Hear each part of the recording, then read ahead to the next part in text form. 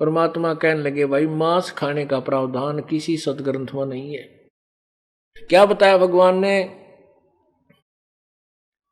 नबी मोहम्मद नमस्कार है राम रसूल कहाया, 1,80,000 को सौगंध जिन नहीं कर्ज चलाया।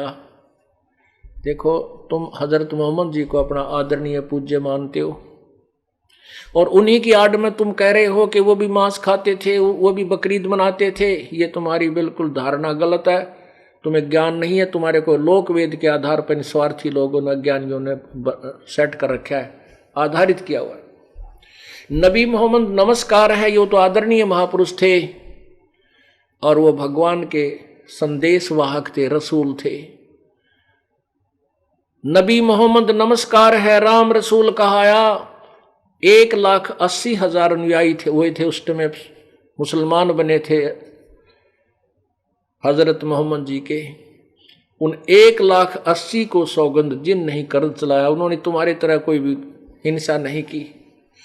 मुसलमान धर्म में जू मारना या डेरे हो जाकर ये मारना भी निषेध है, ब्याज लेना भी निषेध है। तो क्या वो बकरे काटने की सलाह वो महापुरुष दे सकते हैं? कभी भी नहीं। वो तो और कहानी बनी थी कि हजरत मोहम्मद जी को परमात्मा मिले थे कबीर जी।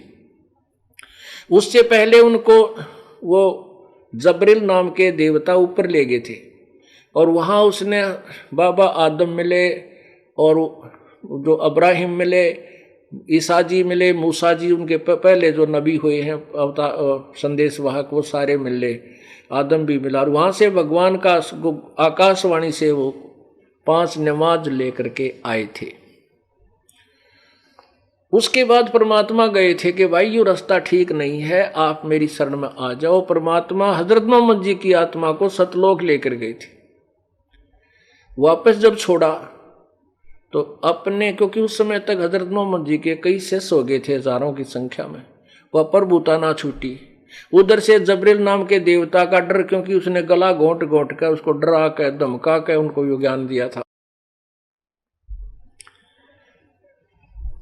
तो परमात्मा के संपर्क में आने से हजरत मोहम्मद अस्थायी चुंबक बन गया।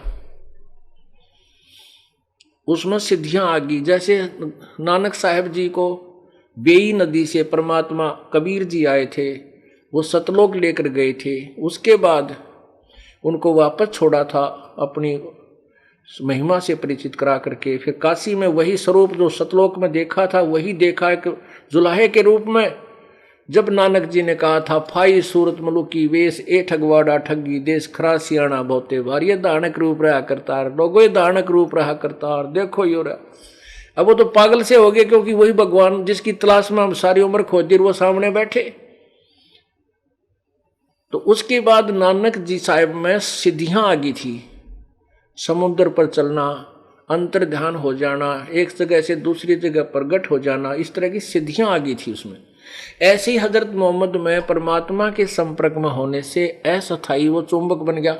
जैसे लोहे को चुंबक के साथ रख दिया जाए तो कुछ समय के बाद वो भी चुंबकीय गुणों से युक्त हो जाता है, परंतु वो अस्थायी होता है, कुछ दिनों के बाद वो समाप्त हो जाता है। ऐसे हजरत मोहम्मद जी में सिद्धि आ गई थी।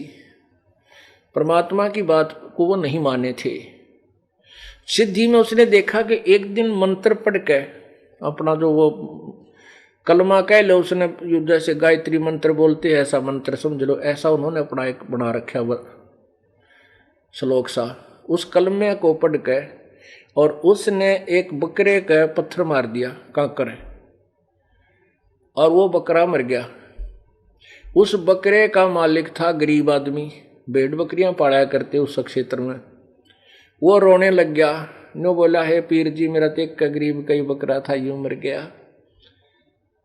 तो उसने फिर उसको जीने के लिए उसके ऊपर हाथ फेर दिया, जीवाने के लिए अपना फिर कलमा पढ़ दिया, वो जीवित हो गया बकरा। अब वो गरीब आदमी जिसने कति हाथ कान लाकर उस बकरे के देख लिए थे, कति मर गया, ये तो जीवित ही नहीं था। 2-4 और भी थे, पाल इकट्ठे हो गए वहां गवाले हुए, उनके रखवाले, सब ने चेक कर लिया था कि मर चुका है, तो खत्म हो लिया। फिर उनके सामने वो जीवित हो गया तो उन्होंने जगह जगह जाके गाँव में आसपास में सब जगह न्यों का हमारे पीर जी ने बकरा मारा था, जीवित कर दिया, बकरा मार के जीवित कर दिया।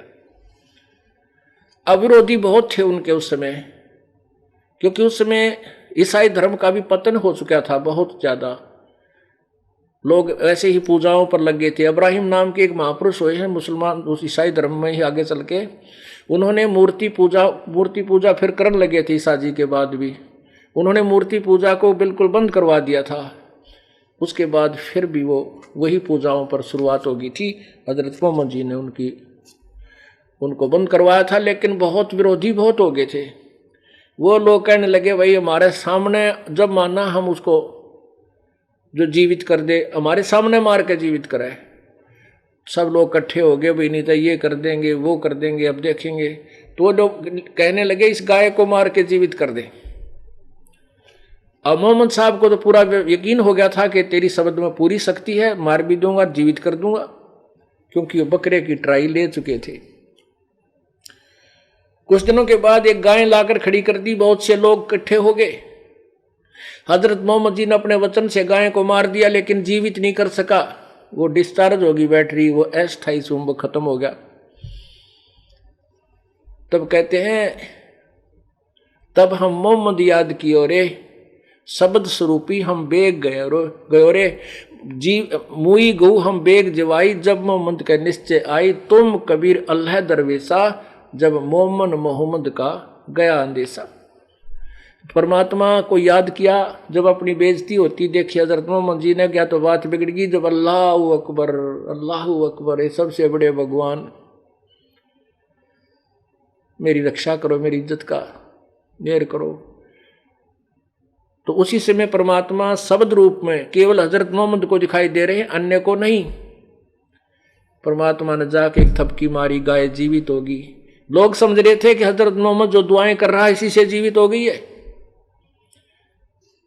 कहते हैं परमात्मा अपनी महिमा का भूखा नहीं है, अपनी प्यारी आत्मा को महिमा देकर कि भगवान में आस्था बनी रहेगी इन लोगों की, ये नास्तिक ना हो जाएं। काल चाहता है ये नास्तिक हो जाएं, गलत साधना करें, कुछ दिनों में इनको लाभ हो नहीं, फिर ये सब डाकू लुटेरे चोर ठग दारू दप्पा पीने लग जाएं और ये अपनी भक्ति को दूर हो जाएं। परमात्मा चाहता है कि जब तक ये तत्व ज्ञान प्रचार करने का समय आए तब तक ये आस्तिक बने रहें।